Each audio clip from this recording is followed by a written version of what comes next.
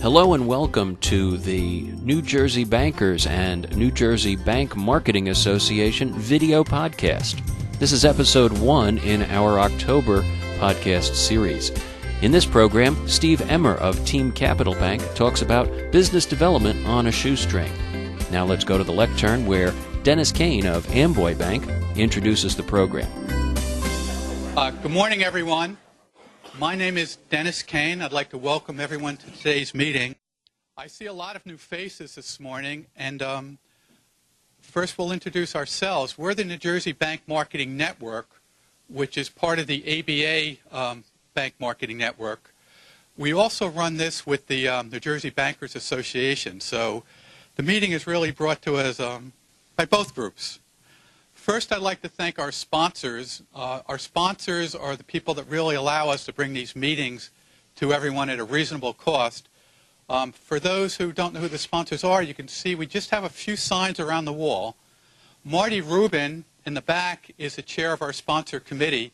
If anyone would like to be a sponsor in the future, see Marty. Marty would be delighted to talk to you. A few other commercials. In addition to our sole purpose really, well, I guess we have two purposes. One is to hold the educational meetings, and the other one is to network and try and get people together. One service we provide informally is we try and match up people with jobs. People that have jobs, if they contact us, or people who are looking for jobs. It's an informal service that we provide. So if you have any jobs, you can let me know, or if you're looking for a job, you let me know. And we've done a pretty good job in the past by trying to match people up. Most of the time it's marketing positions, because I see some people say, well, I need a data processing guy. I usually don't hear about that often.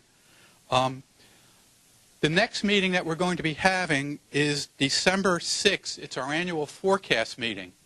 We've been doing this for almost 20 years now. And I was thinking driving in this morning that at the last forecast meeting, if anyone was a betting person and tried to guess what would be happening as far as what's happening to banks, like Commerce, for example, they would have made a lot of money. We notified people through a mailing, and we emailed people, and this time Marty Rubin also sent out a digital mailer for us. For those of you who received the mailer and you brought it with you, please leave it in the back of the room. There'll be a drawing at the end of the meeting. Okay, that's it for the commercials this morning. Jane Gore has really turned into be a one-person programming chairperson. She spent a lot of time putting together today's meeting, and Marty Rubin has put a lot of time in trying to spread the word and get everyone here together. This is one of the largest meetings we've had in a long time, and we're really looking forward to an excellent meeting with good sound. We'll see.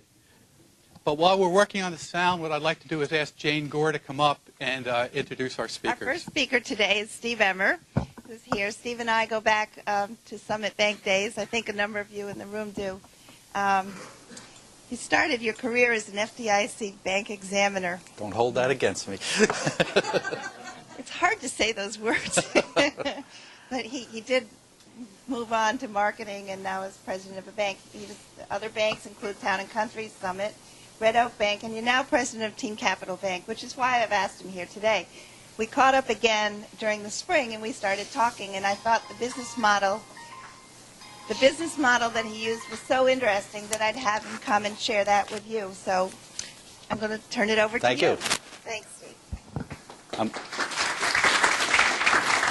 I'm going to hand in the mic. I guess Dennis has been in charge of this organization for a long time, haven't you, Dennis? Maybe 10 years? Longer than that.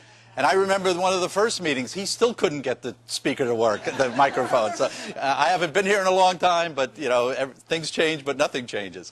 Well, if you're in the banking industry, a lot has changed, as you know, by the most recent announcement too. Are there any commerce people here? No, they're probably at the branch running the drive-up window, right? Because they're open at 7 in the morning. Yeah, yeah. But, I mean, Commerce has had a great run, and we'll all hear a lot more about it. And I don't think it was any surprises what happened. But we've all been through it, I'm sure, in this room. And just to expand a little bit, I have been a bank examiner. I was actually a bank examiner for 10 years back in the 1960s and 70s. So if there are any gray hairs in the room, that was an interesting time in banking, too. We were closing a lot of banks then. I was involved with about 4 or 5 New Jersey bank closings. Believe it or not, we actually had to close them. And then I saw how easy it was on the banking side, so I figured switch over and get involved with a community bank. Started with Town and Country Bank in Flemington, New Jersey. It was a small community bank. We got gobbled up by Summit, and I spent 20 years at Summit Bank and worked with several of the people in this room and as they passed through Summit, as I did also. Wound up the director of marketing for eight of those 20 years. Had no formal training in marketing, no on-the-job training by any experts, just doing what probably each and every one of you do every day. Marketing is sales and developing business, and just learned it through doing. And then we merged with UJB, and so I like to tell people I came from one of the smallest banks in the state, and UJB Summit together was the largest New Jersey-based bank when just before it got sold to Fleet. I guess we were probably close to 38 billion, close to 40 billion at that time. So those are the two extremes of my experience. After leaving Summit, got involved with another startup, Red Oak Bank. It had only been about 4 or 5 months old when I joined them in Morristown. And I figured, this is it. I was 12 minutes from home. I'm going to end my career at a wonderful community bank. And you know the best laid plans of mice and men. 5 years later, we got bought. And I was still too young. I'm only 38, so I didn't want to retire. Why do you laugh? It's marketing, you know. I'm putting the sales spin on this. So I got a call from a group in Flemington where I started my banking side career, and they were putting together a bank which eventually became was named TeamCapital Bank.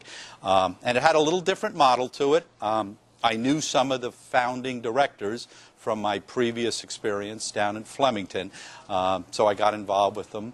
And we've been open about 2 years now, and I'm going to tell you a little bit about the model.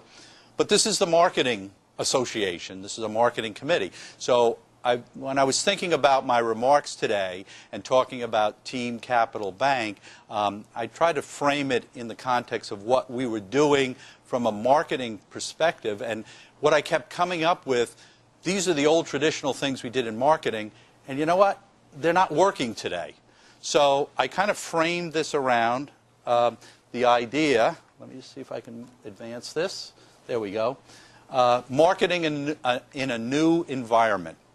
And when you think about what we've all learned in marketing, what we've all done in the marketing arena, and the things that we have learned as marketers, but maybe our directors still believe in the old ways, or our investors, or our supervisors, I've really tailored it to talk about what I would call the myths of marketing.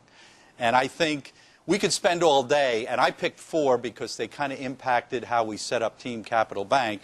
You could probably add to this list all the myths that people believe about marketing, but you know as a reality. And maybe you can debunk some of these myths today. Uh-oh, I'm in trouble. Here we go. or we can validate them.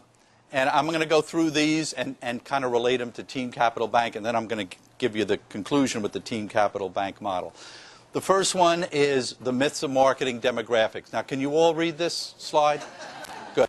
If you can read this, you got better eyesight than Ted Williams, and you should be playing in the World Series tonight. This is not up there for you to read. It's to obviously make a point.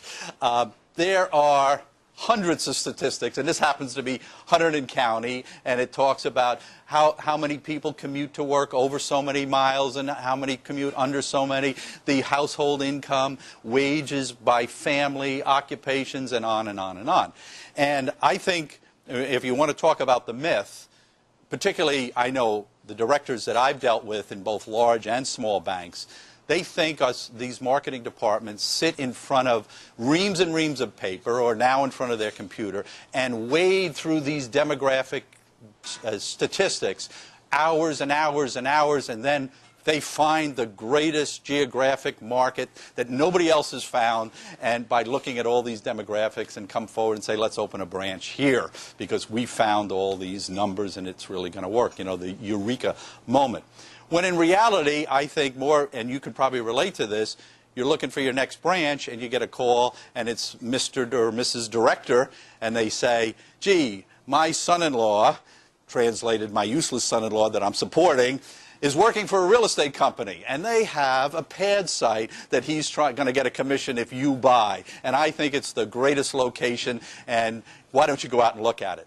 So you do, and many times it's not a bad location, and it's in a market that intuitively you know is a good market because you've been there, you know people there, you have customers there, and so you decide, yeah, let's open a branch there. Then you go to the demographics and you put them all together so that the board thinks that you were just brilliant in finding this and supporting the location with the demographics. So it's more of an after-the-fact type thing as opposed to a way to really find the best locations. So that was one of the myths that we kind of dealt with when we put TeamCapital Bank together, and I'll talk a little bit about how what we concluded and how we went about finding the branch locations or the office locations that we're now running. Second one, growth in New Jersey. Of course, we'd all like to open a branch that is on the cutting edge of an explosion of population. And back in the 60s and the 70s, when some of you were in banking like I was, you could do that. You could find areas that were just on the precipice or just starting to really explode. And then, I hate to say this, but banking and branch banking was a lot easier. All you had to do was get the location. The towns loved to welcome you because you were a bank, and they knew you would pay your taxes, and you'd bring some class into the location and into the community. And you opened the doors, and the people came in because they were in a stage in life when they were moving. They needed new banking facilities. Well, I assume most of you or all of you here work in New Jersey. You've heard the statistics hundreds of times. New Jersey is the most densely populated state in the United States. There's no room for any more people. We are packed full of people. Not only there's no more room for people, you know, the municipalities don't want us. They don't want the banks, and they don't want the growth. You know, if you've tried to finance a project, for those that maybe have done lending in the past, you try to get a 14-unit subdivision done in Chester or in Bergen County, you've got a 3 or 4 year fight on your hands. These municipalities just don't want the growth because we're saturated. So the myth is we're not going to find the next greatest growth area in New Jersey. If we want to open a branch, if we want to open a new bank somewhere, we've got to steal the banking business from the banks that are already there. And it's not a matter of just participating in the growth and we can all get along. Now, we don't play nice together. We fight with each other for the same deposits because that's all there is. So another myth that we've tried to debunk when we opened TeamCapital Bank.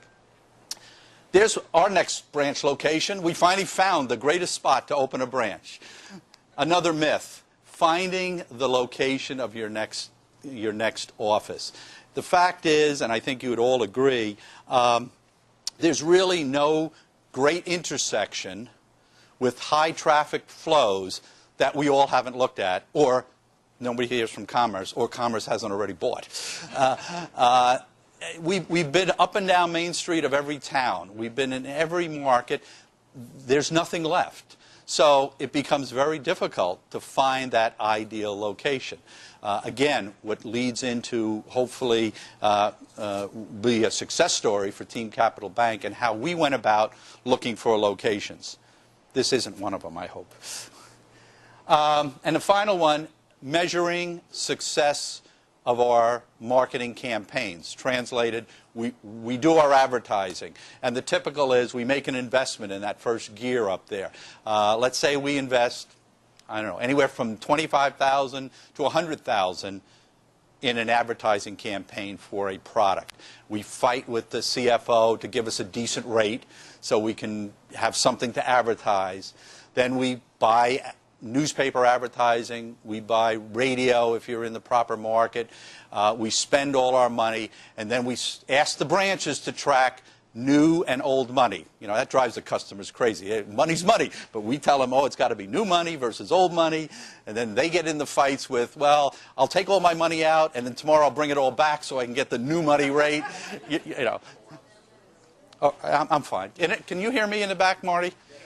Oh, he's saying no, and thank goodness. No. So we get our response. So with this investment, let's say we get $10 million in new money. Then we try to figure out what our return on investment. Well, if you're a 1% earning bank, we take our $10 million. So on that, we've earned $100,000, and maybe we spent $50,000, and we feel good about ourselves because we made $50,000. And then June 30th comes, and all the statistics come from the FDIC by office. And we looked at the office that we did the campaign in, and we see we were maybe 7th in the market before the campaign. And guess what? We're 7th in the market after the campaign.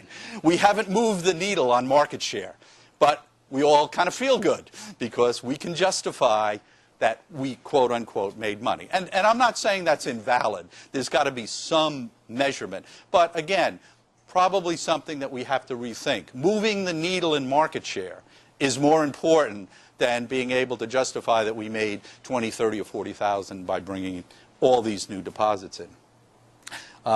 One myth that, as I was reviewing this earlier in the week, that I didn't put up there, and it kind of falls under demographics, and you probably have had this experience too, the director call saying, I have a great branch location and it's in a wealthy neighborhood. This is where all the rich people live. What's very hard to tell those directors is, you know what? Rich people are lousy bank customers. They don't keep any money in the bank. All their money is at Merrill Lynch or A.G. Edwards or Charles Schwab, and they keep a little token account here. And they have all their relationships. So how many of you have had the experience? You put a branch in that wealthy neighborhood, and if there's 5 offices there, 2 will be okay, 2 will do well at all, and 1 will be average. And you just hope you're the ones that do okay. But then the issue becomes, how do you make that work for you? And that kind of brings us into the TeamCapital Bank model.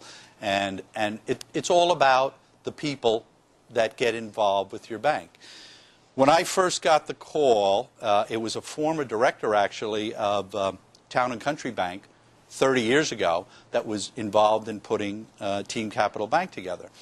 And their concept was looking at a community bank. What is the normal scenario?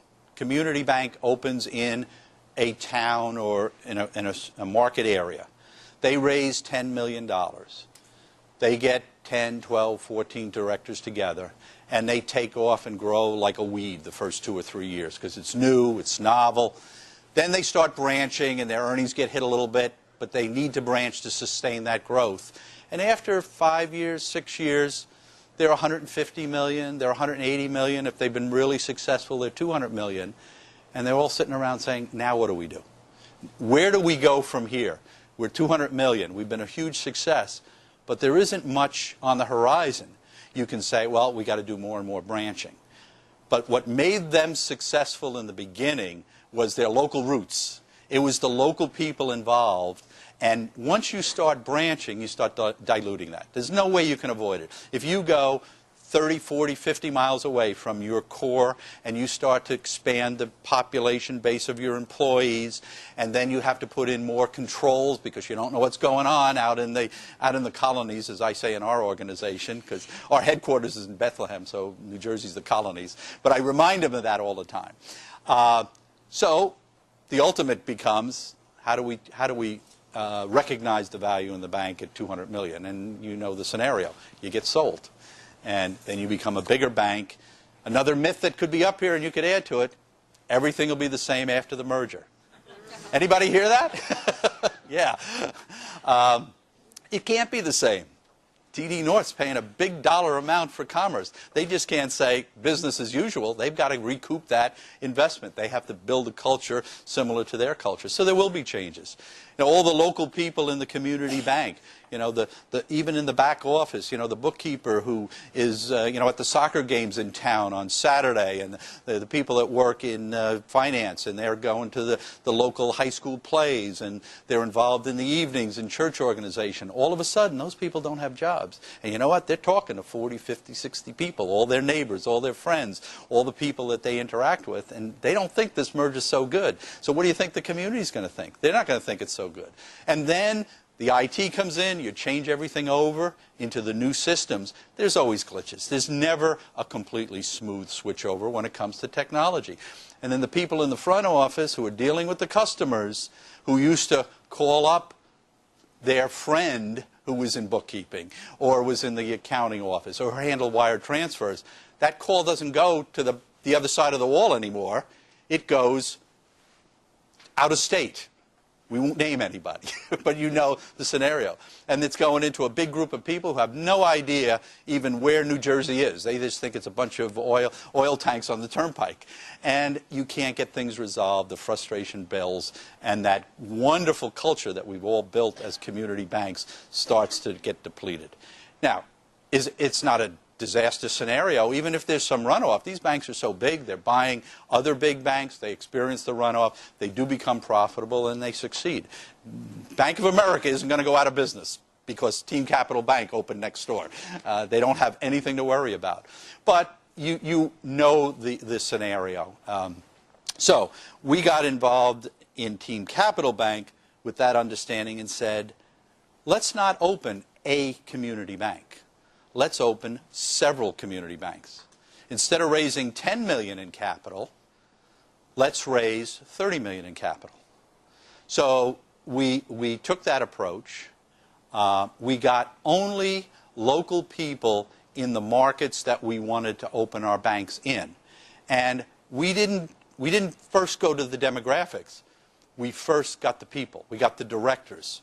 We had 12 directors in Hunterdon County. We had 20 directors, 20 in the Lehigh Valley. We had in Pennsylvania. We had 8 down in Bucks County. They were all excited about being on the board of their community bank. So now we had about 40 people involved, all of whom wanted to run a community bank. We asked them to go out and bring in investors to raise $30 million. Our subscription was $47 million. We had to turn back $17 million by cutting back on the amount of money people wanted to invest. Two keys. One, we assured each one of these groups that when we opened a bank in Hunterdon County, the local directors would run that bank. We assured the people in Lehigh Valley, the local directors would run that bank in Bethlehem in the Lehigh Valley. Same thing in Bucks County. The second thing, we told them, here's the cost of entry. When you subscribe for stock, we will let you buy the stock if you agree to open your banking relationship, both personal and business. We wanted business people, not people way up in some Fortune 500 company that couldn't move the account to us, but owned their own business for the most part, or were significant owners of a business. And they were willing to commit their banking relationship to TeamCapital Bank. Now, when you think about it, it makes all the sense in the world. You know, if you have a $8 million business and you're passing $100,000, $200,000 in your business checking account through a bank, that bank's doing pretty well. They're making a nice profit. Why would you give that profit to Wachovia or a Bank of America when you own a significant share of your own bank? So it sounds like an easy sell, but you've all been there. You know how hard it is to get people to change banking relationships? It's a challenge. But we have succeeded. So that was the criteria. And how much stock they got was pretty much predicated on how much business they were going to give us. Now, some of our investors and some of our directors didn't necessarily either have the business they could bring or were in a position in the company they were in to commit it. But they had other relationships. So everyone that sat on our boards, all 30 of our directors, were given a bogey. whatever stock you got, if you got a $100,000 investment, you had to bring 8 times that in deposits to the bank in the first year. And you had to bring twice that in loans. We were more interested in deposits than loans. As I used to tell the directors, there's no lack of people who want our money. We can make loans all day long. What's hard is to get people to move their banking relationship and their checking account. So that was the bogey. And we opened the bank on November 1st in 2005. And after 22 months, we now have all 3 community banks open. We have one in Hunterdon County. I'm the regional president there. I just happened to put this picture up. This is our Bucks County. We're in Doylestown, right on Main Street. And our third one is in Bethlehem.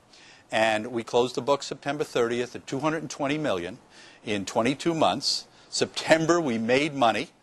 So we all got bonuses. I got $5. But we think the model is working. And the point is, I'll go back to the locations. You know, you look for locations. This office, as is the Hunterdon County offices, is on Main Street, downtown Doylestown. Flemington is on Main Street, downtown Flemington. No drive-ups. This one doesn't even have an ATM. You know what parking is in these downtowns. And yet, in Flemington, in 22 months, we're $70 million in deposits, and we're profitable. And it's not because we have a great location.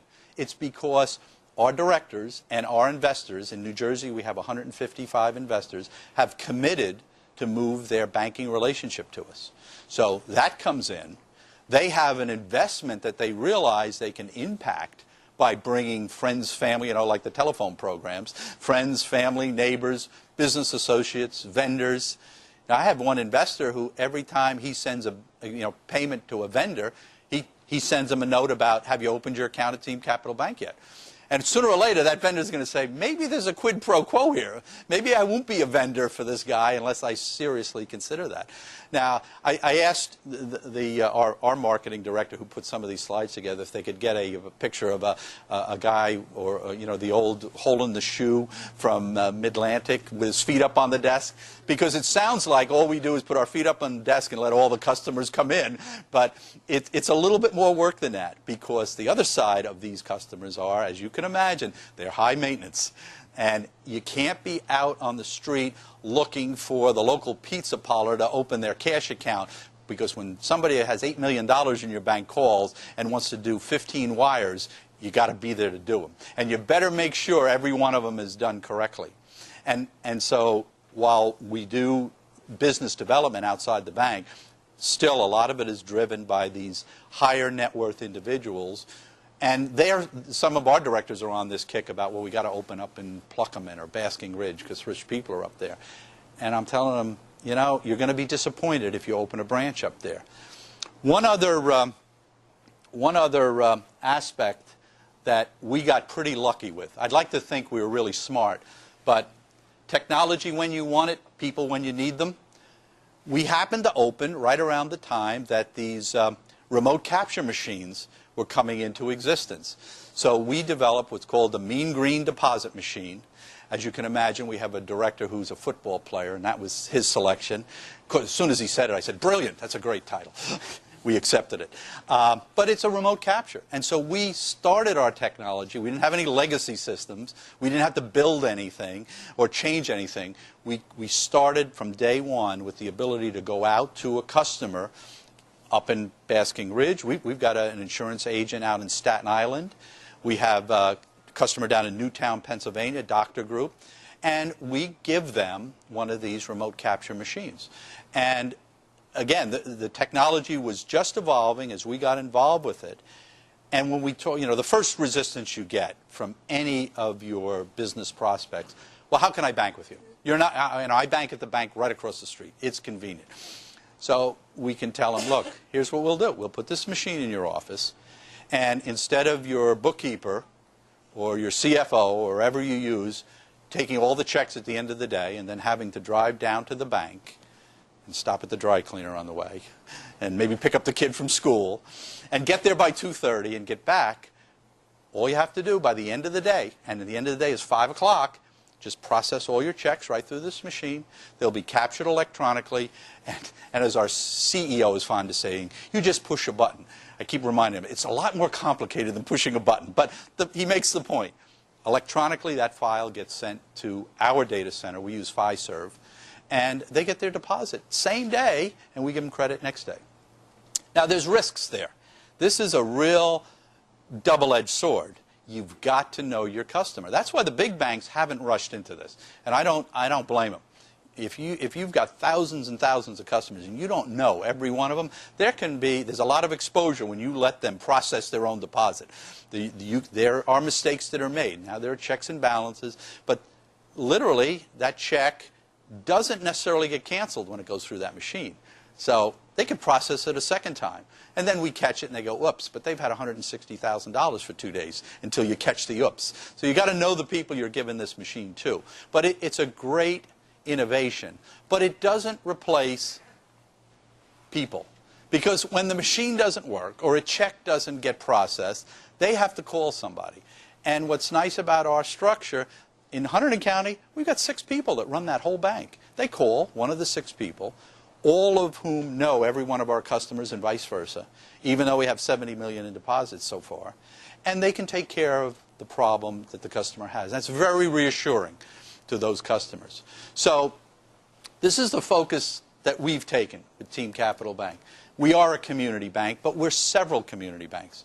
We're 3 community banks right now. I was talking to Jim Nigro. We're soon to open our 4th. And what we will do, as we did in the other community banks, in the market we're going into, we will issue $4 to $8 million in a secondary offering of our stock, so that the local directors, we have 6 of them already signed up in this market that are players. They are the movers and shakers in this market. They will bring in another 40 or 50 investors. They will invest anywhere from $4 to $8 million, so they get some skin in the game, as we like to say. And then those directors and investors will hire the bankers. We want the banker who is known as the person in that market. If you think of a market, everybody knows, oh, that's so-and-so, that's her, that's him, whatever. That's the banker we want. We want the manager. One other approach we've taken, we have no entry-level people. We have no tellers. We don't have teller stations. They walk into any one of these offices, Bethlehem, Doylestown, or Flemington. We all sit in offices. In Flemington, the officer we have on the platform that handles transactions with the least experience has been in banking 15 years. So when somebody calls that office, there's a good chance that no matter what they ask, somebody can answer that question no matter who picks up the phone. Unless they get me, then I don't know what the hell's going on. I have to say, you got to talk to Karen. She really knows. But that, and interestingly, 2 weeks ago, we had a summer employee, and reluctantly I hired her. She was great, Rutgers graduate, looking for a full-time job. Happened to be the daughter of the president of the medical center. That didn't hurt. We're trying to get their accounts. But we kept her in the back room. She did filing, stuff like that. Everybody wanted to hire her. I said, no, I'm not going to put somebody inexperienced in the path of a customer. It's great. I said, let her go to a big bank in the city. Let her get all her training. Then we'll hire her. You know, let them do the background work. So we are sticking to that model of experienced people only. The customers love it, as you can imagine. When they come into the bank, they're always talking to somebody that can deal with their problems. And so the whole process evolves around local people in local markets, opening a community bank that's run as a community bank, not as a branch office, hiring experienced people, and leveraging our technology to branch out.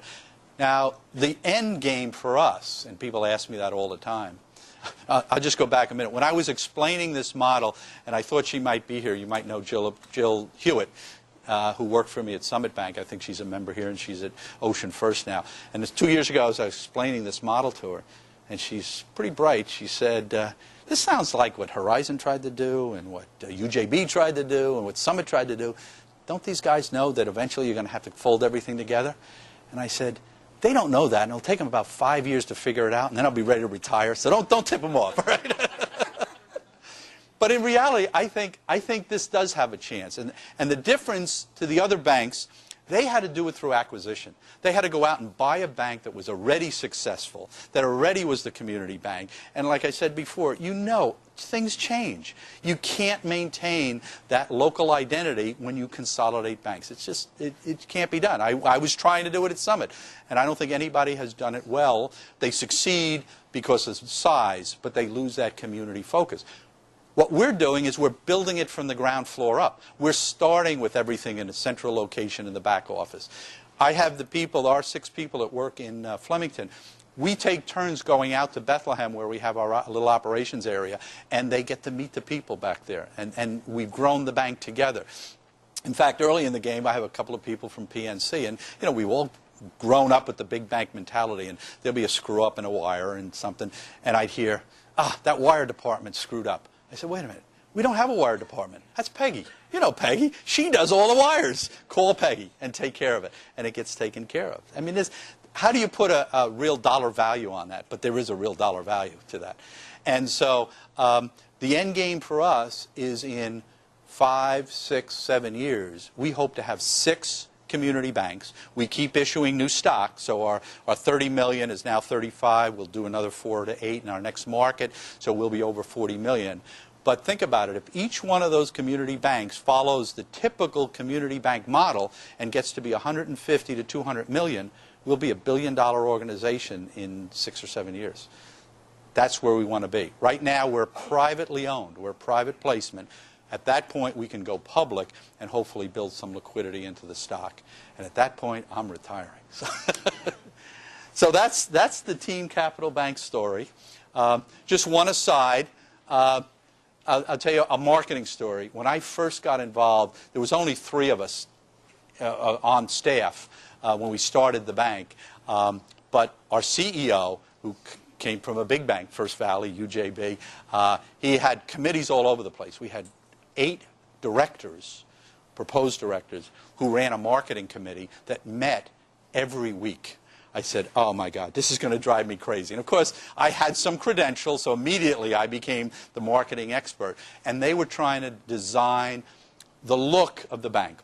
They had to name it, they wanted to name it Team Bank, but it was already copyrighted and protected, so they had to put a word in there. And since they were raising a lot of capital, they picked capital. So all the registrations, all the filings went in under TeamCapital Bank. And I had 8 people all sitting with their PCs and working with all the programs, and you can imagine what these logos look like. And I said, you know what, we got to go out and hire a professional. You guys are raising $30 million. You're going after the top end of the market. Let's not look like we did it on our PCs. And some of you might know Kip Fowler from the Blue Mountain Group, and he used to work for me at Summit, and he's on his own now. So I called him, and Kip is not a banker. He's the furthest thing from a banker, which is why I always loved him. He doesn't think like a banker. So we gave him the challenge. We said, take this name. There's only 2 rules. The name is what it is. You can't change it. And we don't want to emphasize capital. So he came back with this, and as you can see, when you look at that, the first thing that jumps out at you is Team Bank. When you reverse it out on a purple background, this is white, and that's green. Same thing. Team Bank jumps out at you. So we brought it into the committee. Now there's 8 people. 6 of them are guys. Now, purple and lime and orange, you can imagine the comments we got. And the 2 women were very silent. And the head of the committee happened to be the CEO of the Express Times, the newspaper. And he said to the women, he said, what do you think? He said, well, you know, we kind of like it. And one of the things we had early in our plan was the reality that 75% of all banking transactions are done by women. So we ought to be understanding their mentality, what appeals to them. So there was a lot of discussion, and finally the chairman picks up the phone and calls in his administrative assistant, Angela, holds up the board and said, what do you think, Angela? And she said, I love it. He said, done. So over much grumbling, that's how we got it. And it's turned out to be wonderful. People love it. It's different. It's lively. It displays well. It gives us the statement we want to make as different. Whether we're better, we have to prove. But, you know, that's just a slogan. So that's the TeamCapital Bank story. And if you have any questions, I'd love to talk with you. Yeah, Jim.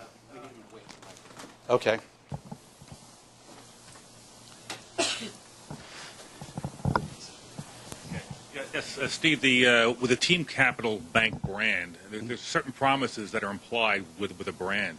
And you have 3 independent banks out there operating now. How do you handle the issues of people thinking that you have branch A, they can bank at branch B? What about from a product standpoint? Are all your products basically in line? What kind of control do you as a central organization have over those kinds of questions that will come up through a brand promise? Sure. One thing I didn't mention, we don't have a holding company. People assume that we've set up a holding company and each one of these banks are separate charters. They're not. There's one charter, TeamCapital Bank, which gave the regulators nightmares because they're saying, wait a minute, you're going to have one charter, one bank. That means you should have one board of directors. How do you have a board of directors in Hunterdon County, in Bethlehem, in Lehigh Valley? And we said that's going to be our governance. There are 12 managing directors, which legally is the board of TeamCapital Bank. They meet once a month. Everyone, we now are up to 47 or 48 directors. In fact, I said to somebody the other day, not to digress and I'll get to your answer, we have more directors than we have employees. Can you believe that? But every one of those directors is a business development officer. So we keep signing them up. Now, they get an investment in the bank and we give them stock options too. So they get paid for doing that. But the point is we do have one bank. So all the products are the same. Now, within each region, I can set my CD rates differently. We have a standard CD rate sheet. And I probably, like most of you, the standard is what you give to somebody who is never going to bank with you. Then you get your good customer and you start negotiating. So again, a small bank. I call the CFO. I said, I got a guy who has $2.5 million. He wants a 30-day CD rate. So we negotiate. And we can do that at the bank level. But to your point, governance-wise, they're all separate. We do have a separate board that meets once a month in Hunterdon County. They make local decisions about business development, about marketing, about if we are going to do a real branch of the Hunterdon County main office bank, those kind of things. But technically, they're not legally directors, although the regulators got around that or not got around it, but made us have everyone sign a disclosure and confidentiality agreement. Even though they're not legal, they have to take the same test, if you will, as a managing director. All the directors are also invited to our monthly managing board meetings. We have 25 people come to a board meeting, a managing board meeting. They all vote. Only the 12 really count, but all these people are alpha dogs. They speak up. These aren't shrieking violets. So they have their voices heard to try to maintain the integrity of the community bank philosophy. So, I mean, that's how we address it. It is one bank. It's one set of products, and we develop them as we go along. But it is, on the governance side, locally governed. Yeah. Hi. Yeah, Freddie. Yeah. For a lot of years. I've probably been around bankers longer than you have. Don't say how many. Okay. I'm only 38, remember. Yeah, me too. Here's my question. How do you take your marketing background, being a marketing director, and then go to the other side? As the person who has to be involved with the profits of the bank, how do you switch your hats? I find that very interesting that a marketing person can then be a president. Actually, because I started on the other side. Before I was into marketing, I was the executive vice president at Town and Country Bank, so I pretty much had, under Don Ennis, the president, pretty much control of operations and business development, branch expansion, so I had that background, plus the examiner background. And then when I started in Summit, I was the director of our business development department and happened to be doing a lot of work with the marketing department when our marketing director left. And then by default, they said, well, you're doing a lot of work. Why don't you just take it over? And believe me, I succeeded there only because I had really good people doing the work. And so that's, I don't fashion myself as a real, as I said, marketing person in the sense of training and education and mentoring. Nobody mentored me as a marketing person. I was more managing the function. But, it's all integrated. We're all here to grow the bank, to be profitable, and you do it through marketing. I mean, it's one of the few industries where, and I've always wrestled with this in the bigger banks, if you're in the retail industry, if you're in the products industry, product development is a marketing function. It doesn't seem to be in banking. The operations develops products because that's what you can do, when it really should be part of the marketing department. We shouldn't worry about advertising a CD. We should be worrying about how do we develop the next product the customers want, and then telling operations, go figure out a way to deliver it, and then we'll go out and market it. So, I kind of combine both all the time. Just one other comment on that, too. And again, I attributed this to Kip Fowler when he came in and made some presentations. He said, we do a lot of advertising, and we try to justify the cost of advertising and show our profitability. He's worked with Haberfeld, who does the totally free checking program, and Haberfeld's a legend of tracking deposits all over the United States. And somehow they've come up with the statistic that in any given market, 6 to 8% of that market is in transition and eligible for a banking product, which means you have to hit that 6 to 8% just when they need a new product. You have to hit the product they need just when you have the dollars to advertise. I mean, it's like, a needle in a haystack. So our approach has been, and I'll tell you that I don't do any advertising in Hunterdon County, and I have a $100,000 budget for a little branch or a little bank. I spend all my money on networking. I sponsor the Hunterdon Conservatory is buying a historic farm, and they were doing a brunch for 40 people of the high movers and shakers, and they come in, they want a $100 ad. I said, well, what does the brunch cost? It's $1,500. They said, I'll sponsor the brunch. So they said, you're a brand new bank. I said, that's fine. That's my marketing. So I'm in front of 40 people, and then I'm at the Crimson Ball for the medical center, and I'll buy a table for $5,000. I spend the $100,000, but I don't buy any advertising. But the point is, when that 6 to 8% is ready to change, I want them to think that logo. I met Steve Emr, or I met Eileen Wolf, or I met Debbie Gutschmidt. All local people, all live in the community, all show up at all these events, and they know they can walk in and talk to us. That's how I'm going to get that 6 to 8% as it moves forward, and we've been pretty successful. And having 12 directors who keep sending you business doesn't hurt, believe me. Okay. Thank you very much. Thank you. Thank you very much. Now you can see why I thought the model was kind of interesting. He does do business development. It took a while to get to that point, right? Yes, we do. But very successful. We hope you enjoyed this New Jersey Bankers and NJ Bank Marketing Association podcast program. If you have comments or suggestions, please email steve@professionalpodcasts.com. We post-produce these programs in the studios of Professional Podcasts in Cherry Hill, New Jersey. Thanks for being with us, and take good care.